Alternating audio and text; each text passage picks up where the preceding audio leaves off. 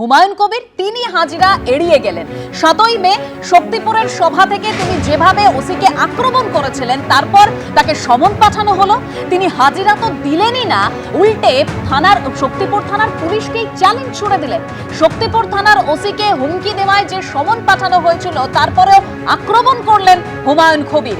শক্তিপুর থানার ওসির ঔদ্ধত্যের জন্যই হাজিরা দেব না, পুলিশের সমনেও হাজিরা না দিয়ে চ্যালেঞ্জ হুমায়ুন কবিরের। আমি যাবই না, আগেই বলেছি। শক্তিপুর থানার ওসির যে ঔদ্ধত্য, যে আচরণ, একটাই কারণ, ওসির বাজে বিহেভ। সে আমাদের প্রত্যেকটা কর্মীকে গালিগালাজ করছে, বাপ তুলে গাল দিচ্ছে। সেই অধিকারটা তাকে কে দিয়েছে? একটা ওসি হয়ে গেছে বলে তিনি এত সুপ্রিম পাওয়ার যে আম পাবলিককে, আমার পার্টির কর্ম না, কোনো দরকার করে না।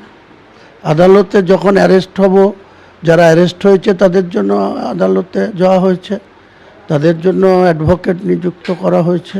কারণ আমি তো রেজিনগর থানায় অ্যারেস্ট আছে, শক্তিপুর থানাও অ্যারেস্ট আছে। শক্তিপুর থানাও যেমন একজনকে অ্যারেস্ট করেছে, একইভাবে সমট্টু কেসে রেজিনগর থানাও করেছে। তো রেজিনগরের থানার আইও যে আছে বিজন রায়, যে আমাকে নোটিশ করেছে, এসআই, তিনি বিভিন্ন থানার ওসি ছিলেন, এখন ঘটনাক্রমে আবার এখানে এসে সেকেন্ড অফিসার। তো সেখানে আমি যাব আগামীকাল। নন বেলেবল সেকশনে মামলা তো থাকতেই পারে, আছে তো, কি হয়েছে, আছে। পুলিশ যখন কালকে যাব, তখন যদি অ্যারেস্ট করে চলে যাব। হুমায়ুন কবির তিনি বলছেন শক্তিপুর থানার ওসির ঔদ্ধত্যের জন্যই তিনি হাজিরা দিলেন না, কিন্তু শক্তিপুর থানার ওসিকে কিভাবে তিনি আক্রমণ করেছিলেন ৭ই মে শক্তিপুরের কর্মী সভা থেকে শোনাবো। এই ওসিকে যাতে সরানো শুধু না, একবারে ওকে যে পোস্টিং দিতে হয়, যদি না দেয় ১০,০০০ লোক নিয়ে থানা ঘিরে একে কলার ধরে থানা থেকে বের করবো, কারো বাপের ক্ষমতা থেকে তো আমাকে রুখে নেবে। এই শক্তিপুরের ওসিকে হচ্ছে মানুষের বাচ্চা না, একদম হারামখোর, একদম বেঈমান, একদম সাম্প্রদায়িক লোক। আর হুমায়ুন কবিরকে নিয়ে পুরমন্ত্রী অগ্নিমিত্র পালের কি বক্তব্য শুনুন। একবার বলবেন যাব না, দুবার বলবেন যাব না, তারপর তো যেতেই হবে। কোঅপারেশন করা দরকার, কারণ একবার নয়, বারবার হুমায়ুন কবির আপনি উস্কানিমূলক কথা বলেছেন।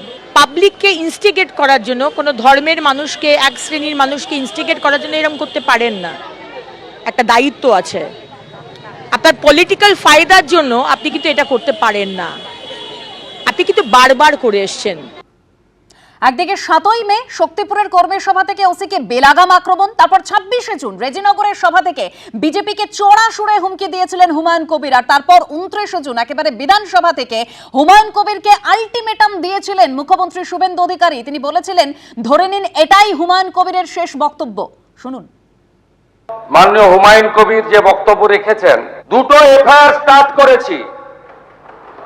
রেজিনগর পিএস কেস নম্বর ২১৯ এর ২২৬, ইনসিডেন্ট নাম্বার 2 তেও আমরা শক্তিপুর পিএসএ ১৭৬/২২৬ আরেকটা কেস ইস্যু করেছি।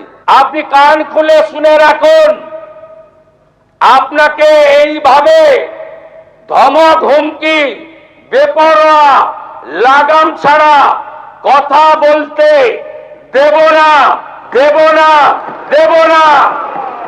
এই ধরনের কথা প্রত্যাহার করার এবং ভবিষ্যতে এই ধরনের কথা বলার আগে ২৫ বার ভাবার হুঁশিয়ারি দিয়ে আমি সবাইকে আশ্বস্ত করছি।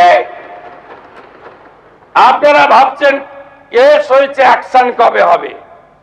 যারা ওকে ডেকেছিল এই সভাতে, তাদেরকে আগে তুলব, তারপরে আপনার কাছে যাব। যা করার করব, আমি আশ্বস্ত করছি আপনাদের। আপনি ধরে রাখুন, এটা ওর শেষ বক্তব্য, ধরে রাখতে পারেন। এই সরকার আইনের শাসন প্রতিষ্ঠা করবে, গুন্ডাদের শাসন সমাপ্ত করবে, নিশ্চিন্ত থাকুন। এবিপি আনন্দ, এগিয়ে থাকে, এগিয়ে রাখে।